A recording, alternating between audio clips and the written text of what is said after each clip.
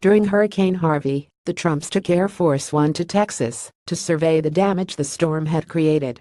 Melania infamously stepped out in a pair of sky-high Manolo Blahnik heels, and it caused a tweet storm. I too was pretty appalled by her stilettos. They oozed of elitism, the same elitism both Barack Obama and Hillary Clinton would get reamed for in the press. As a result, I sent out a couple of tweets and forgot about them until my father called me later that evening. "What did you do? You were on Tucker Carlson tonight," he said. Apparently, Carlson had read my tweet on his show and accused me of judging Melania and called me a bad feminist.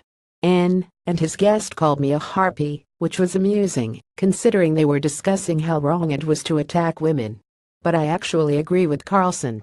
It is wrong to attack women, which is why there are decidedly less tweets about Melania's dress today. There is a world of difference between judging a woman for her clothing and being critical of the optics of a public official's outfit choice. Saying her heels were inappropriate given the circumstances is being critical. Calling her pink dress ugly is just being mean. The idea that Melania is off limits because she's a woman and that we shouldn't think critically about what she wears is just silly.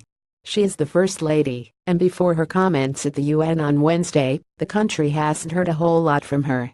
As Robin Giffin wrote in her Washington Post op, every time Melania comes into public view, the image becomes a silent expression of intent and self-awareness. And Melania is more than aware of the importance of optics. So yes, judging Melania based on her pink Del Pozo dress is mean and uncalled for. But don't tell me that I can't point out when our First Lady is doing a bad job of representing our country because of what she's wearing. In the same way we criticize President Trump for what he says, we should be allowed criticize Melania based on what she wears, because that's the closest we get to hearing from her regularly. And that isn't bullying, it's keeping accountability.